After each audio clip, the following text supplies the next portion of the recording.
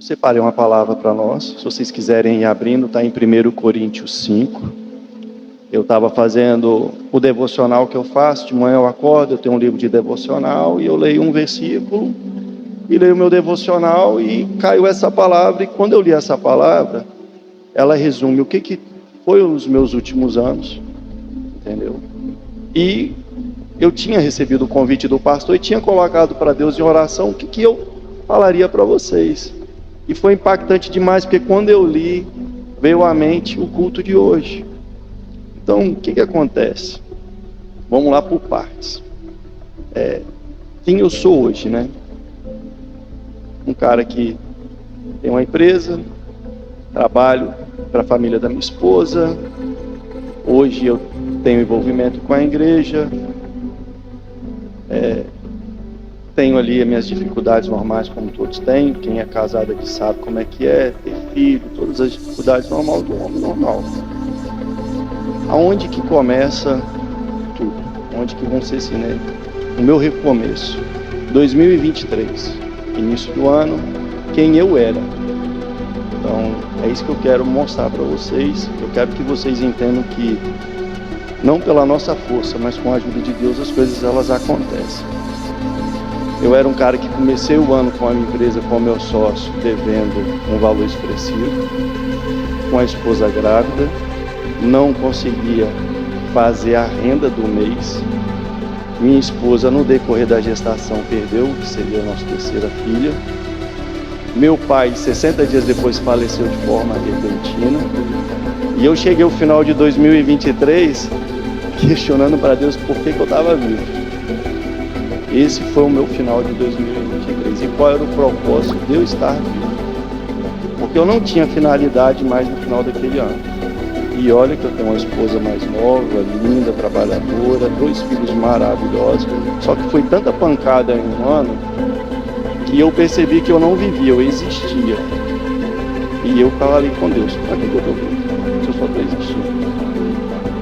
Virei o ano de 2023 desanimado com tudo, desanimado da vida, entendeu? Eu não sabia por que eu levantava para trabalhar. Eu tinha uma empresa que mexe ainda, a gente tem uma escavadeira, mas tinha arrendamento. Acordava 4h30, 5 horas da manhã, chegava em casa às 6, 7 horas da noite, para nada, para fazer dinheiro para pagar a dívida.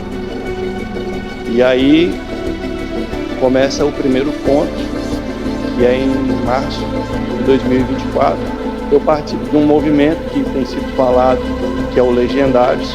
Participei com a base no Espírito Santo. E aí começa uma nova percepção da minha vida. Eu gostaria de ler com vocês a palavra de 1 Coríntios. E dentro desse texto, alguns versículos, eles resumem o que foi o meu ano de 2024 e o que está sendo o meu ano de 2025. A impureza da igreja de Coríntio, repreensões e exortações. Paulo, ele escreve essa carta a Coríntios e ele fala bem assim: geralmente se ouve que há entre vós fornicação, e fornicação tal, qual nem ainda entre os gentios, como é haver quem abuse da mulher de seu pai. Estais inchados, e nem ao menos vos entristecestes, por não ter sido dentre vós tirado quem cometeu tal ação. Eu, na verdade, ainda que ausente no corpo, mas presente no espírito, já determinei, como se estivesse presente, que o que é tal ato praticou. Em nome de nosso Senhor Jesus Cristo, junto vós e o meu espírito pelo poder de nosso Senhor Jesus Cristo, seja entregue a Satanás para a destruição da carne, para que o espírito seja salvo no dia do Senhor Jesus. Não é boa a vossa jactância. Não sabeis que um pouco de fermento faz levedar toda a massa? Alimpai-vos, pois, do fermento velho, para que sejais uma nova massa, assim como estáis sem fermento. Porque Cristo, nossa Páscoa, foi sacrificado por nós. Pelo que façamos festa, não com o fermento velho, nem com o fermento da maldade e da malícia, mas com os asmos da sinceridade e da verdade. Já por carta vos tenho escrito que não vos associeis com os que se prostituem, Isso não quer dizer absolutamente com os devassos desse mundo, ou com os avarentos, ou com os roubadores, ou com os idólatras, porque então vos seria necessário sair do mundo. Mas, agora, escrevi que não vos associeis com aqueles que, dizendo irmão, for devasso, ou avarento, ou idólatra, ou maldizente, ou beberrão, ou roubador. Com o tal, nem ainda comais, porque que tenho eu em julgar também os que estão de fora. Não julgais vós os que estão dentro, mas Deus julga os que estão de fora. Tirai, pois, dentre vós a esse inimigo. Aqui Paulo escreve à igreja e ele deixa bem claro que eles permitiram que os pecados, quando ele fala em fermento, entrasse na vida da igreja e corrompesse ela. O que acontece? Eu vou pedir vocês que eu vou fazer uma analogia. Eu fui essa igreja, em vários pontos aqui. Eu permiti que o fermento entrasse na minha vida e estragasse ela. Então, o que acontece? No versículo 2, ele fala bem assim: estais ensoberbecidos, e nem ao menos vos entristecestes por não ter sido dentre vós tirado quem cometeu tal ação. E eu vivia uma vida de mentiras, eu era omisso com a minha esposa, entendeu? Eu sabia o que tinha que fazer, mas eu procrastinava, eu não fazia, entendeu? Eu não tinha responsabilidade com a minha família. Por mais que eu trabalhasse, tentasse chegar junto com o salário, com as coisas, mas eu sabia que eu podia fazer mais. Eu não estava fazendo. Eu era um pai ausente dentro de casa, porque a minha filha, o meu filho me chamava para brincar, mas eu alegava que estava cansado, colocava para ver uma televisão, não me empenhava em levar para poder pelo menos ir na praia andar. Eu moro na beira da praia, entendeu? Eu não dava devida atenção à minha mãe, à minha irmã, que mora em Vitória. Então, tipo assim, em pequenas coisas, esse fermento ele existiu dentro da minha vida. E aí, isso foi levedando. E de uma certa forma, eu fui covarde para a obra de Deus. Porque eu frequento a igreja dos 15 até os 40. Mas eu verdadeiramente sou um filho de Deus e um servo de Deus há 1 ano e meio. Dos 15 ao 40 eu era um cliente. Então, eu não me incomodava. Isso tudo chegou num ponto que para mim era algo normal. Eu vivi desse jeito, praticamente 10 anos de casado. Eu vivi 9 anos assim. E para mim era algo que, tipo assim, era costumeiro, era rotineiro. A mulher falava, eu falava, não, beleza, daqui a pouco eu faço. O filho chamava para brincar, eu falava, não, daqui a pouco o papai vai, e não ia.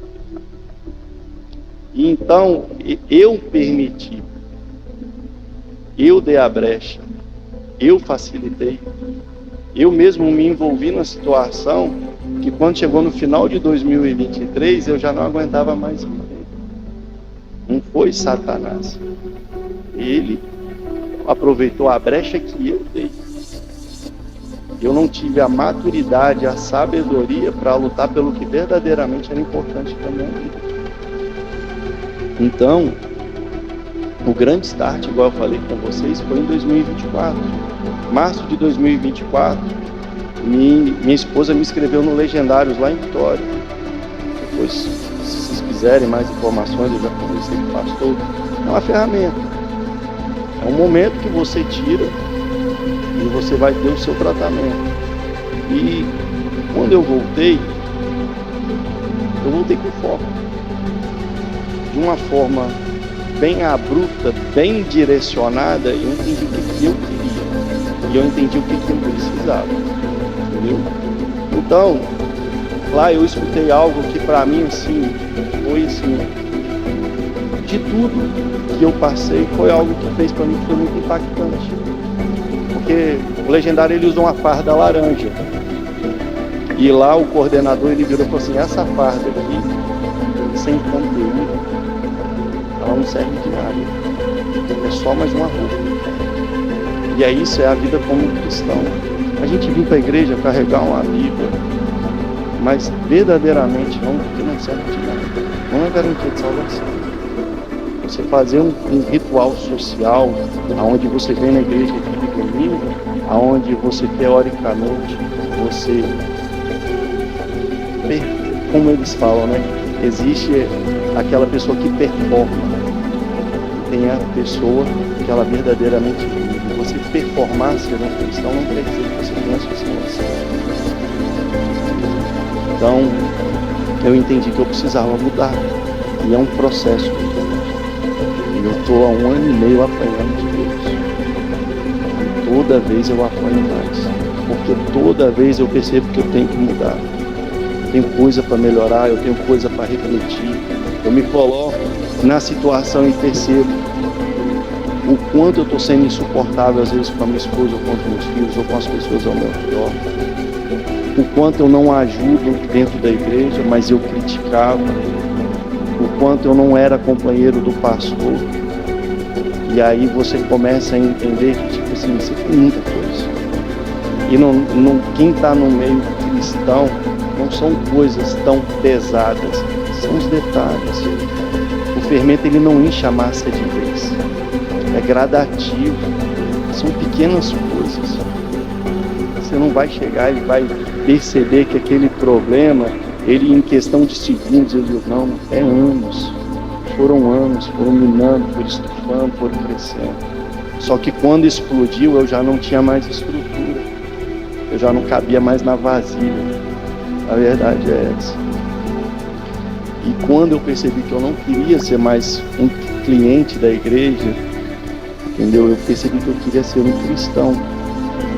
Aí eu comecei a preencher minha vida, a buscar ajuda, a entender que eu sozinho eu não conseguiria. E colocar isso de uma forma mais direcionada. E o que acontece, né? No versículo 6 e 7, ele vai falar bem assim: não é boa a vossa vanglória, não sabeis que um pouco de fermento faz levedar toda a massa? Purificai-vos, pois do fermento velho, para que sejais uma nova massa, assim como estáis sem fermento, porque Cristo, nossa Páscoa, foi sacrificado por nós.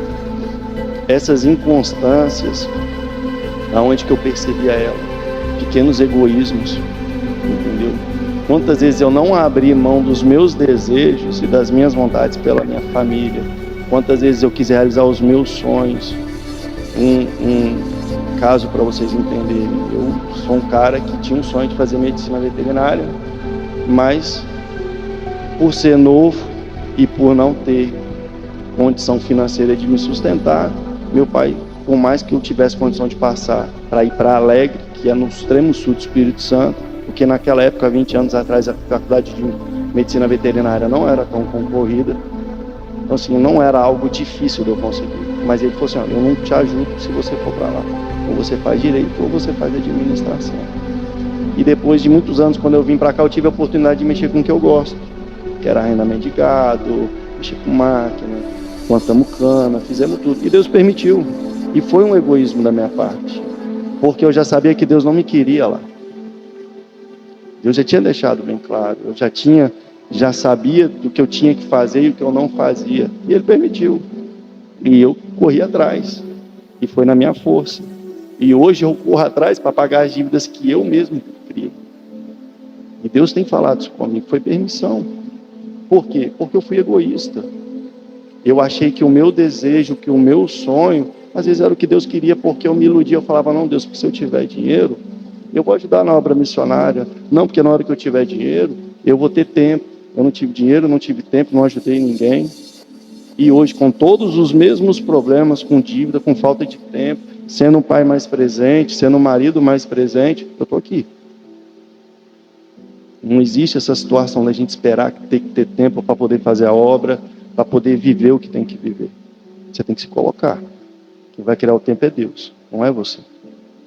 Mas só que Deus só vai fazer isso a partir do momento que você reconhecer que você precisa dele, que você depende dele, que é sobre a soberania dele sobre a sua vida.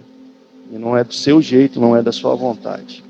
Então, assim, Essas situações foram levando a outras pequenas mentiras, porque quando você deve, você não quer falar para os outros.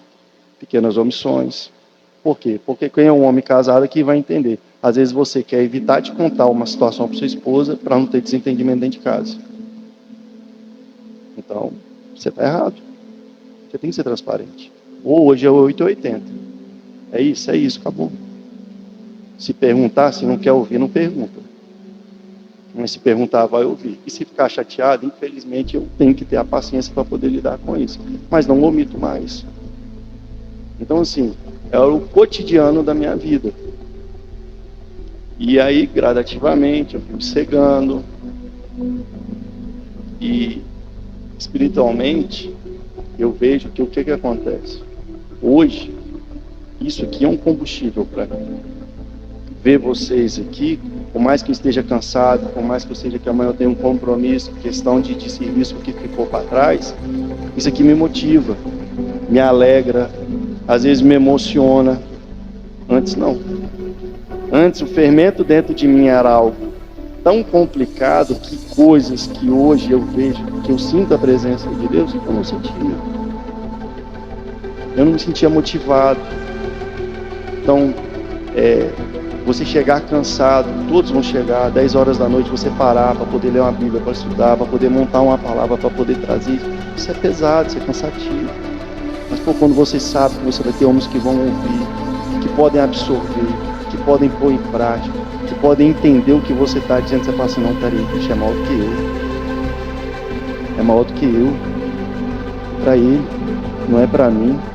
Não tem a ver comigo, tem a ver com ele. Porque você começa a aprender que o negócio é viver. Entendeu? E a grande situação que eu trago é igual no 16. No capítulo 16 de Apocalipse 3. Eu quis trazer isso aqui, eu vou colocar para vocês só para vocês ouvirem. Assim, porque você é morno, não é frio, nem quente, estou a ponto de vomitá-lo da minha boca. Essa semana quando eu estava preparando a mensagem para vocês, essa passagem veio à minha mente. E eu estava desse jeito. Essa situação que eu vivi me colocou desse jeito. E isso aqui é algo que a gente tem que começar a entender e refletir. A gente chega nesse estado e não percebe esse estado. Eu era morno. Essa semana no Homens de Ouro, que é um curso que a gente faz lá na igreja, a gente fez tem um tópico comparativo sobre o ateu e o secularismo.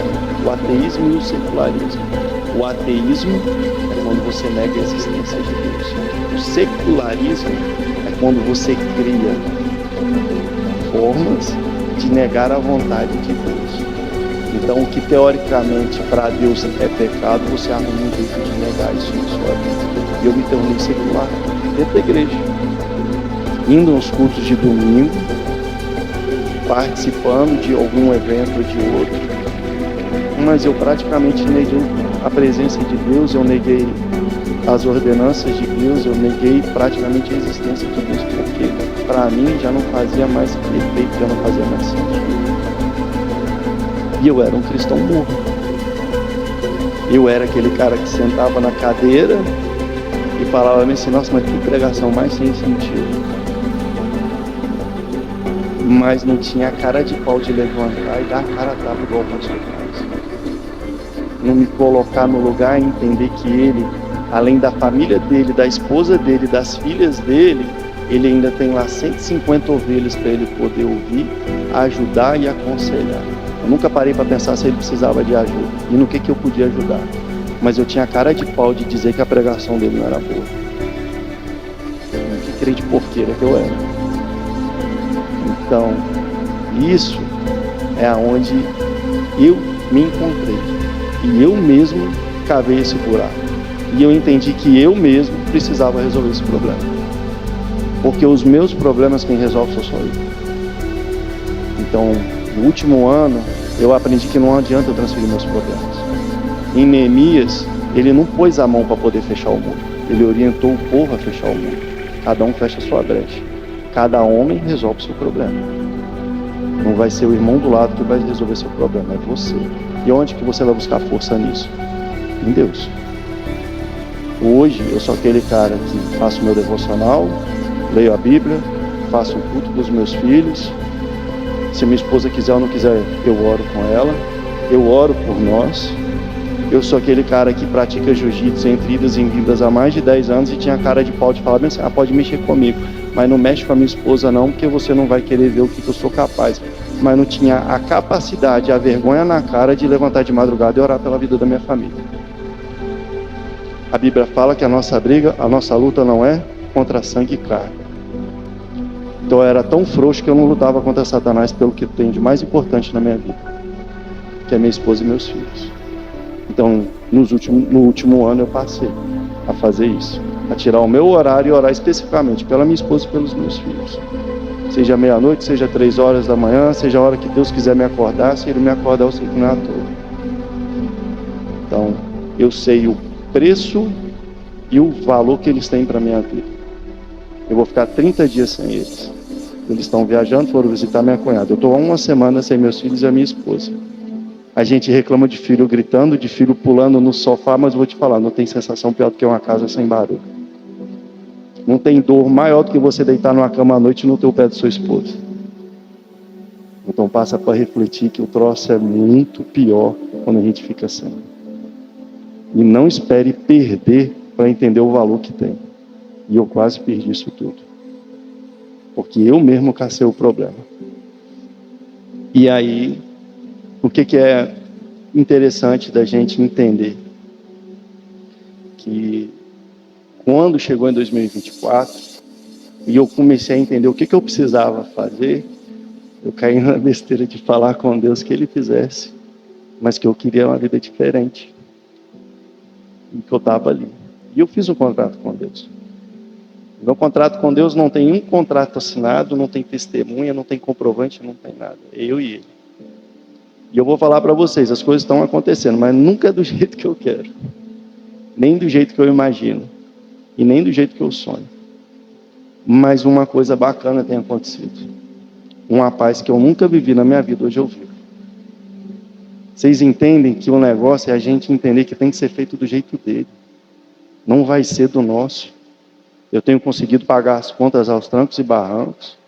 Eu tenho conseguido ser um pai melhor, um marido melhor, um filho de Deus melhor, um servo melhor. Mas não tem sido do meu jeito, não tem sido do jeito que eu imaginava na minha mente. Mas as coisas têm acontecido. E têm chegado na conclusão que Deus quer. E eu tenho paz com isso. Eu deito e durmo tranquilamente, sabendo que no outro dia Deus vai prover o que eu preciso. E antes eu não conseguia dormir, nem à base de remédio. Então não é fácil, não vai ser fácil. O processo não é suave, entendeu? Eu tenho convicção de tudo que eu tenho feito, porque eu não tenho feito mais segundo a minha vontade. E o que eu acho bacana da parte de Deus, que quando eu me propus, e aí começou a aparecer algumas situações onde eu tinha que trazer uma palavra, ouvir um irmão, aconselhar, você sentar com a pessoa. Eu já vivi bastante coisa, eu vim de um lar disfuncional em situações, mas se você sente uma pressão. E um dia falando com Deus, ele falou bem assim, foi muito engraçado, porque eu falei assim, Deus, eu vou me posicionar, eu vou correr atrás, eu vou fazer, mas por quem sou eu? Eu sou o improvável da igreja, o cara que sentava na igreja e não fazia nada. O cara que nem conversar com o pastor conversava. E aí Deus só virou para mim e falou assim, você sabe quem é Paulo? Então já resumiu tudo. Porque o cara caçou e matou cristão. E se você for ver na Bíblia, ele é um verdadeiro influenciador. Porque o que ele fez mudou toda a história do cristianismo. Preso. Então, assim, a gente não pode se limitar. Não é a gente que faz, não vai ser do nosso jeito, não vai ser da nossa forma. E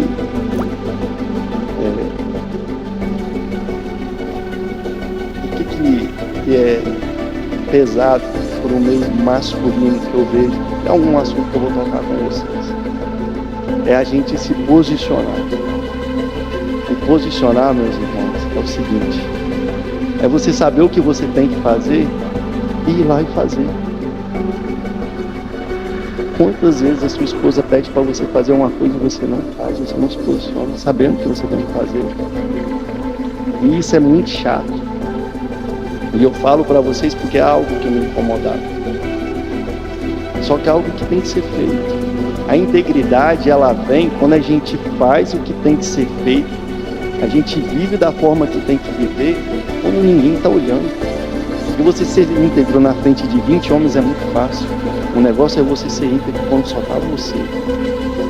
Quando você sabe que você não tem que ver um vídeo pornô, quando você sabe que você não vai beber aquela dose de cerveja, quando você sabe que você não vai desejar a mulher do outro, quando você não vai pensar uma coisa errada. A integridade está nisso.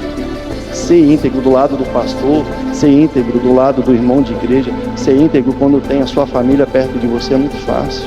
Se posicionar quando você tem 1 milhão de pessoas ao seu redor é muito fácil. Agora você se posicionar quando está só você e Deus, é que o buraco é mais embaixo, é onde você apanha. Essa é a diferença. A transformação não é fácil, matar a carne não é fácil. Alimentar o espírito é a coisa mais complicada do mundo. Eu vou te falar, ficar lendo Bíblia, orando, buscando a Deus, querendo intimidade, você faz isso porque o Espírito Santo de Deus te incomoda. Porque pela nossa natureza a gente não acaba fazendo. Por mais que você queira adorar a Deus, na hora do cansaço, você prefere dormir. E você tem que levantar de madrugada para orar, você levanta aos trancos e barrancos, mas às vezes é a hora que está só você e Deus para você poder buscar intimidade. Porque você não tem nada que vai tirar a sua atenção daquele momento. Não vai ter uma pessoa passando, não vai ter uma mensagem de WhatsApp, não vai ter nenhum videozinho de Instagram, não vai ter nada na televisão. Você sabe que aquela hora ali vai ter que ser só você e Deus. E conversar com Deus não é nada assombroso. Porque eu entendi nesse último ano que eu converso com Deus a todo momento. Eu vim aqui conversando e falando com Deus, que eu pudesse ser um instrumento para Ele, nas mãos dele. Não precisa ser um ritual onde eu tenho que tirar uma hora certa todo dia, não. Deus está do meu lado. Hoje eu aprendi que Deus tem que caminhar comigo, e para Ele estar do meu lado eu tenho que ter uma vida em santidade. São coisas simples, mas são coisas que no nosso cotidiano o fermento não deixa a gente prestar atenção. Cega, ensurdece. Você sabe o que tem que fazer e acaba não fazendo. Eu vivi isso.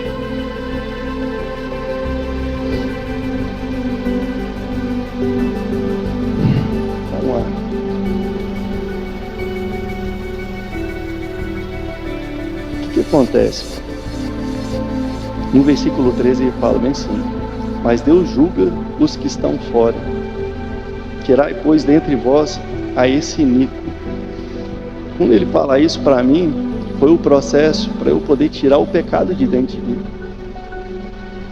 Meu irmão, não foi fácil. De forma alguma não foi fácil. Eu era um falso moralista. Que é aquele cara que vai para a igreja, leva a esposa e os filhos, sabe que não está fazendo a vida com integridade. Você que é homem, você sabe que sempre vai ter aquele comentário de um homem que não é da igreja: olha que mulher bonita, manda um videozinho de besteira, porque hoje isso no celular é a coisa que mais acontece. Se você tem um grupo de futebol, vai acontecer. Se você tem um grupo de jiu-jitsu ou de qualquer outra coisa onde tem homens que não são cristãos, vão acontecer. Então eu me envolvia com isso tudo, repostava, reenviava, porque eu não queria ser o crente chato. E nesse processo de 1 ano, uma coisa simples que eu falo para vocês: a gente não precisa andar com a Bíblia debaixo do braço, a gente não precisa sair recitando versículo bíblico, a gente só precisa se posicionar. A gente só precisa dizer para que a gente veio. Então, a minha luta hoje é isso. Hoje não tem mais comentário do meu lado, hoje não tem videozinho mais errado, hoje eu não preciso dizer, eu não preciso falar que eu não bebo mais a minha cerveja, ninguém me oferece, as pessoas me respeitam, mas por quê? Porque eu mudei as minhas atitudes. é aquela situação. Hoje eu não preciso falar. A gente, como homem, só precisa viver. E o reflexo disso, eu garanto para vocês, é dentro do lar de vocês. O que a mulher de vocês hoje mais deseja é que vocês se posicionem. Que você chame ela para orar. Que você, domingo, antes do culto começar, coloque os meninos no jeito para poder vir. Chegue para ela e fale: meu amor, está na hora, vamos. E não ela fale isso para você. Entende uma coisa. Se você pediu a Deus e Deus te deu sua esposa, você concorda comigo que vocês ganharam um presente. Eu nunca vi ninguém pegar um presente e jogar fora. Eu nunca vi ninguém pegar um presente e não cuidar dele direito. Se você pediu a Deus um filho e Deus te deu um filho, eu posso te garantir, você não vai pegar e vai tratar de qualquer jeito. Eu crio cavalo, eu gosto de cavalo, tenho 2 éguas e tenho um maior xodó com elas. Então, para quem cria cavalo, sabe o que é quando o cavalo tem afeição com você. O prazer que é. E isso daí foi outra pancada que eu tomei. Mas eu não tinha tempo para os meus filhos. Que me abraçam, que dizem que me amam. Uma coisa muito importante, para vocês poderem entender aonde que isso chegou na minha vida. Meu sogro mora na mesma cidade que eu. Meu sogro não precisa corrigir. Meu sogro não precisa educar. Ele só precisa fazer as coisas boas com o meu filho. Ele acabava sendo a referência para o meu filho. Por quê? Porque eu permiti isso. Ano passado, no final do ano, meu filho com 6 anos, do nada virou para mim e falou assim: você é meu herói. Eu ganhei meu ano. Esse ano de novo ele falou isso. Porque eu pedi um menino homem. Eu desejei, porque eu não tive um pai presente. E eu não queria passar isso na minha vida em branco. Então hoje tudo que eu posso fazer que eu não tive, eu faço com meu filho. No último ano eu tiro para andar a cavalo com ele. Tiro para poder ir na praia. Eu voltei a treinar por causa dos meus 2 filhos. Dou aula para os 2. Pratico esporte. Então, tipo assim, eu mudei as minhas atitudes. Independente, a cada 3 meses eu me organizo, eu tiro para minha esposa. Tento tirar um final de semana para nós 2, para conversar. Você ter ali 2, 3 horas. Isso é muito pouco pelo retorno que vocês têm. Outra coisa que vocês podem fazer, que eu garanto para vocês, eu dou minha cara a tapa. Não tem coisa mais barata do que jejum, oração e leitura da palavra. Porque o retorno que Deus vai proporcionar à vida de vocês é sem tamanho. Se comprometer com Deus, vocês podem ter certeza. Deus não vai deixar faltar. Deus é justo. E no versículo 8, para finalizar, ele fala bem assim: por isso passamos a festa, não com fermento velho, nem com o fermento da maldade e da malícia, mas com os ázimos da sinceridade e da verdade. Eu aprendi a lutar da forma séria. Eu aprendi a valorizar o que realmente importa para mim. Eu aprendi que eu tenho que batalhar pela minha vida financeira, sim. Só que uma coisa que hoje eu me questiono muito, em tudo que eu faço, eu vou ter plenitude. Eu sei que se eu me dedicar 10, 12 horas todo dia para eu poder fazer aquele dinheiro a mais, não vai comprometer o meu tempo com a minha esposa e com os meus filhos. Porque eu fui um camarada criado por um pai que era funcionário da Vale, trabalhava por escala, e ele não me viu crescer. E as oportunidades que ele teve de me ver comigo, ele não quis. Ele preferiu cuidar dos prazeres dele. Então isso hoje é algo que pesa muito para mim. Se eu tenho que fazer qualquer coisa que vá consumir meu tempo, eu tenho que saber se eu vou ter a plenitude disso, se não vai me atrapalhar na minha caminhada com Deus, se não vai atrapalhar no meu relacionamento com a minha esposa, se não vai atrapalhar no crescimento dos meus filhos. Porque eu não quero ser aquele cara que via minha filha nascer e depois só vou ver ela casar. Isso eu coloquei para mim. Eu não quero ser o cara que vou ver meu filho ter outro homem como espelho para a vida dele, como eu tive, infelizmente. Então, para mim ter paz no que eu faço hoje, eu faço essa matemática. Eu vou dedicar meu tempo para qualquer coisa, que seja a igreja, pastor. Mas isso aí não pode consumir o que eu tenho de mais importante na minha vida, que é a família. Depois de Deus, a família tem que ser o nosso primeiro ministério. Não adianta de nada eu estar aqui, não adianta de nada ter impactado a vida de alguém aqui, se dentro de casa eu não estou alcançando o que eu tenho que alcançar, que é uma esposa feliz e filhos criados na palavra de Deus. Não adianta de nada eu falar que eu sou líder de homens, se o meu principal ministério, que é dentro da minha casa, ele é falido. Eu não alcancei nada. É uma falsa ilusão. Então isso é algo que eu coloco para Deus diariamente. Eu quero fazer a obra, eu vou fazer a obra, eu me coloquei para fazer a obra. Mas a minha primeira obra é dentro do meu lar. É batalhando pela minha esposa, é batalhando pelos meus filhos, é batalhando pela salvação dos meus filhos, para conduzir eles no caminho do Senhor.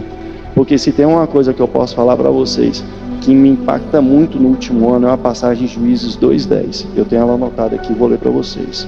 E foi também congregada toda aquela geração a seus pais.